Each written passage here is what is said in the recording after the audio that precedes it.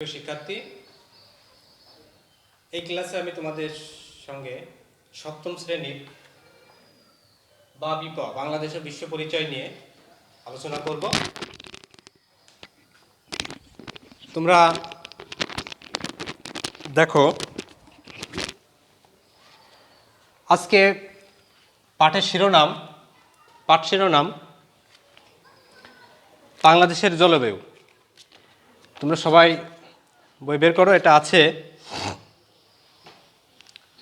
সপ্তম অধ্যায়ে ৬২ পৃষ্ঠা। সবাই বই বের করো।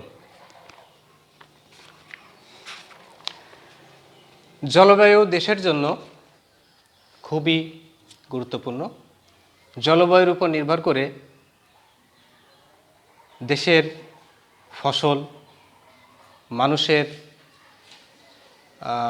বৃদ্ধি ও খাদ্য, এগুলো জলবায়ুর উপর অনেকটা নির্ভরশীল। তো তোমরা জানো, এখন আষাঢ় মাস, বর্ষাকাল, এখন কালবৈশাখী ঝড়ও হয়ে থাকে। তো আমার মনে হয় বর্তমান অবস্থার প্রেক্ষিতে আমার আজকের ক্লাসের বিষয়বস্তুর অনেকটা মিল আছে। তো তোমাদের দৃষ্টি আকর্ষণ করছি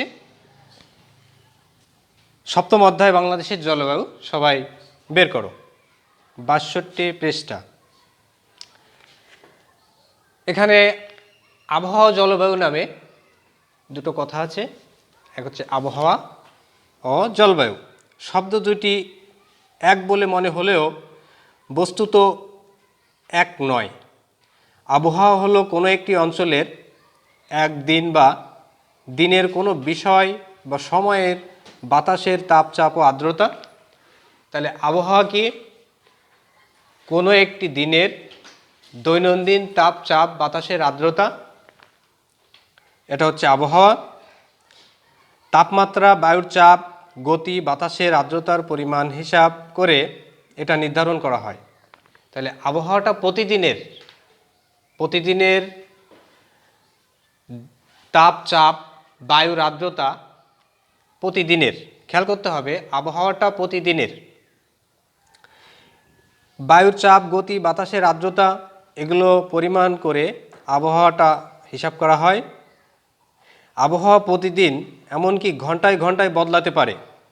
যদি আজকে আমরা বাইরে খেয়াল করি, এখন একটু আগে বৃষ্টি ছিল, এখন আবার রোদ। তো আবহাওয়াটা এরকম ঘন্টায় ঘন্টায় এটা চেঞ্জ হতে পারে। অন্যদিকে কোনো অঞ্চলের ৩০ থেকে ৪০ বছরের গড় আবহাওয়াকে জলবায়ু বলা হয়। তাহলে কি হলো? আবহাওয়াটা প্রতিদিনের, গড় তাপচাপ, বায়ুর আর্দ্রতা। আর কোনো অঞ্চলের ৩০ থেকে ৪০ বছরের আবহাওয়ার যে গড়, তাকে জলবায়ু বলে। ইতিমধ্যে আমরা আবহাওয়া ও জলবায়ু ক্লাসিফিকেশন করতে পারবো। তবে কোনো দেশ বা অঞ্চলের জলবায়ু বোঝার জন্য ওই উপাদানগুলো ছাড়াও আরও কিছু গুরুত্বপূর্ণ নিয়ামক আছে। যেমন দেশটির অক্ষাংশ, দ্রাঘিমাংশ, সমুদ্র থেকে তার দূরত্ব, সমুদ্রপৃষ্ঠ থেকে উচ্চতা, বায়ুপ্রবাহ, সমুদ্র স্রোত, ভূমির ঢাল, ভূমি মানে জমির যে ঢালু অবস্থা, এটাকে ভূমির ঢাল, মৃত্তিকা গঠন, মৃত্তিকা অর্থাৎ মাটির গঠনের বা মাটির বুনটের উপরও এটা নির্ভর করবে। বনভূমির পরিমাণ ও অবস্থার প্রবৃত্তি জলবায়ুর প্রকৃতি নির্ধারণের নিয়ামক। কোনো অঞ্চলে বা দেশে বনভূমির পরিমাণ কেমন আছে, সেটাও জলবায়ু নির্ধারণের নিয়ামক হিসেবে কাজ করবে। বনভূমি আবহাওয়া ও জলবায়ু পরিবর্তনের ক্ষেত্রে অনেক সহায়ক ভূমিকা পালন করে থাকে। এজন্য বাংলাদেশ সরকার বারবার সবাইকেই, কৃষক ছাড়া সবাইকেই বলছে যে বেশি করে গাছ লাগান। যাই হোক, মানুষের জীবনযাত্রা পরিবর্তন এবং ভোগ বিলাসিতা অথবা উন্নয়নের কারণে জলবায়ু তার স্বাভাবিক বৈশিষ্ট্য হারায়। এটা অত্যন্ত মূল্যবান এবং গুরুত্বপূর্ণ একটি কথা।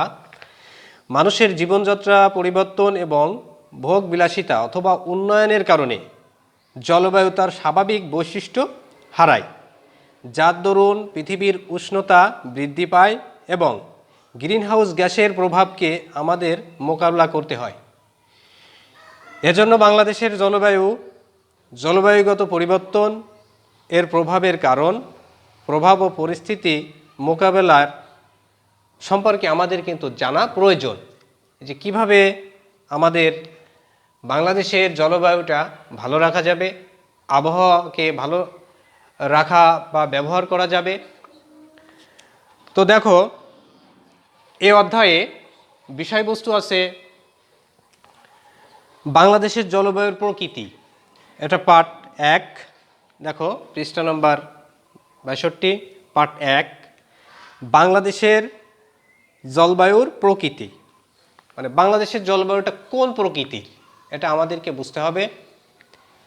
তো বাংলাদেশ ক্রান্তীয় অঞ্চলে অবস্থিত হওয়ায় এখানকার জলবায়ু ক্রান্তীয় মৌসুমী জলবায়ু নামে পরিচিত। তাহলে কি হলো, বাংলাদেশ ক্রান্তীয় অঞ্চলে অবস্থিত হওয়ায় এখানকার জলবায়ুর নাম ক্রান্তীয় মৌসুমী জলবায়ু নামে পরিচিত। তাহলে আমরা শিখলাম বাংলাদেশের জলবায়ু ক্রান্তীয় মৌসুমী জলবায়ু নামে পরিচিত। সমুদ্রের নিকটবর্তী হওয়ায় ও মৌসুমী বায়ুর প্রভাবে এখানে শীত ও গ্রীষ্ম কোনোটাই খুব তীব্র নয়। এখানে গ্রীষ্মকালটা উষ্ণ ও বৃষ্টিবহুল হয় এবং শীতকাল শুষ্ক হয়। তোমরা প্রত্যক্ষভাবে অনেকেই দেখে থাকবে যে শীতকালটা কিন্তু অনেক শুষ্ক হয়।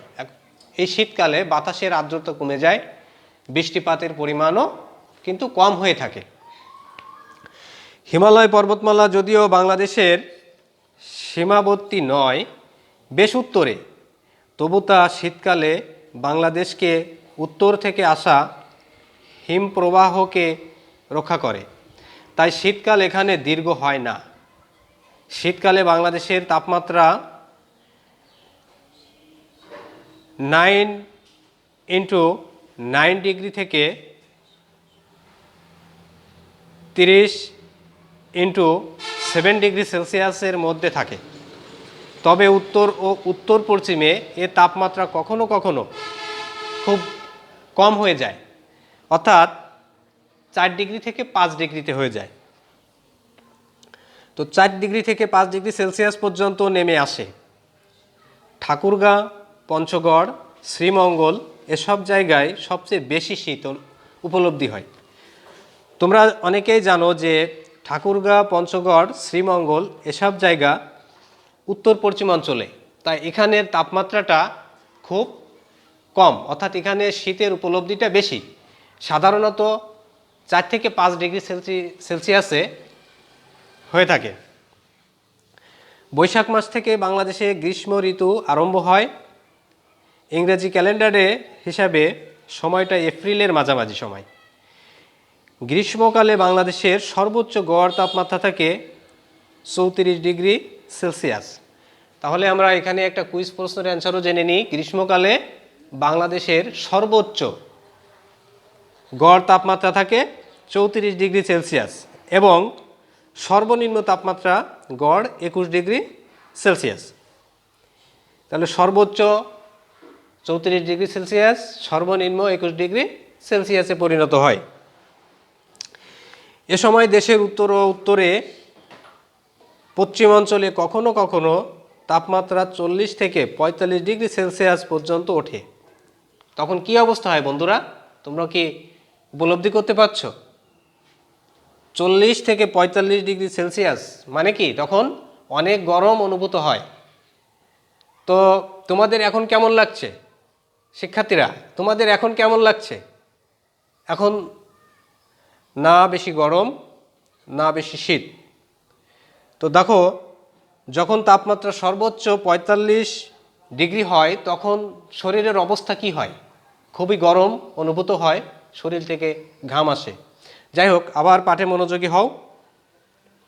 গ্রীষ্ম মৌসুমের শুরুতে কোথাও কোথাও কালবৈশাখী হয়, কালবৈশাখী ঝড়। সমুদ্র উপকূলে ঘূর্ণিঝড় ও জলোচ্ছ্বাসও হয়। সমুদ্র উপকূলবর্তী এলাকায় এই ঘূর্ণিঝড় জলোচ্ছ্বাসটা বেশি উপলব্ধি হয়, কারণ সমুদ্রের থেকে খুব নিকটে থাকার কারণে প্রভাবটা খুব বেশি পড়ে। তো বন্ধুরা, তোমাদের কি কারো সমুদ্র উপকূলে বাড়ি আছে? নিশ্চিত অবশ্যই আছে। তোমরাই বেশি উপলব্ধি করে থাকবে যে সমুদ্র উপকূলে তোমাদের অবস্থাটা কেমন হয়। আমিও উপকূলবর্তী, তোমরা জানো। আমারও উপকূলবর্তী বাগেরহাট জেলায় বাড়ি। তো আমরাও কিন্তু এটা উপলব্ধি করে থাকি। তো যাই হোক, বর্ষাকালে বাংলাদেশের বঙ্গোপসাগর হতে জলীয় বাষ্পপূর্ণ দক্ষিণ পশ্চিম মৌসুমি বায়ু প্রবাহিত হয়। একে গ্রীষ্মের মৌসুমি বায়ু বলা হয়। কি বলা হয়? গ্রীষ্মের মৌসুমি বায়ু বলা হয়। এই মৌসুমি বায়ুর প্রভাবে বাংলাদেশে প্রচুর বৃষ্টিপাত হয়। এটা আমাদের জন্য কি অনেক ভালো না? অবশ্যই ভালো। এই বৃষ্টিপাতের ফলে আমাদের কৃষক এবং কৃষিকাজ এবং ফসলে বাংলাদেশ কিন্তু সোনার দেশ। ঠিক আছে? তবে আবহাওয়া অবস্থানজনিত কারণে দেশের সব এলাকায় সমান বৃষ্টিপাত কিন্তু হয় না। কি জন্য হয় না? আবহাওয়া অবস্থানের কারণে দেশের সব জায়গায় সমান বৃষ্টিপাত হয় না। তো যাই হোক বন্ধুরা, আমরা এই পড়ার ভিতর থেকে খুব মূল্যবান 3টা জিনিস শিখলাম। আবহাওয়া ও জলবায়ুর পার্থক্য। আবহাওয়া বলতে বোঝায় দৈনিক গড় চাপ, বায়ুর আর্দ্রতা, তার পরিমাণ। জলবায়ু বলতে বোঝায় কোনো অঞ্চলে 30 থেকে 40 বছরের আবহাওয়ার গড় অবস্থা। আর কি শিখলাম বলতে পারবে? আর শিখলাম আমাদের গ্রীষ্মকালে সর্বোচ্চ তাপমাত্রা থাকে 45 ডিগ্রি সেলসিয়াস, অবস্থা খুব খারাপ হয়ে যাবে গরমে। আর উত্তরাঞ্চলে সর্বনিম্ন 4 থেকে 5 ডিগ্রি সেলসিয়াস। তো বন্ধুরা, আজ আর তোমাদের সঙ্গে কথা নয়, আমি তোমাদের পড়ার জন্য একটু বাড়ির কাজ দিতে চাই। আমাদের এই আবহাওয়া ও জলবায়ু পরিবর্তনের কি কারণ আছে, বিষয়টা আমাদের জানা অত্যন্ত প্রয়োজন। তো আমি বাড়ির কাজ হিসেবে দেখব, তোমরা একটু স্ক্রিনে খেয়াল করো। এই অধ্যায়ের 64 পৃষ্ঠা, পার্ট 2, বাংলাদেশের জলবায়ু পরিবর্তনের কারণ। বাংলাদেশে জলবায়ু পরিবর্তনের কারণ, এটা তোমরা খুব মনোযোগ সহকারে পড়বে। পরবর্তী ক্লাসে তোমাদের সঙ্গে আবার দেখা হবে। আল্লাহ হাফেজ।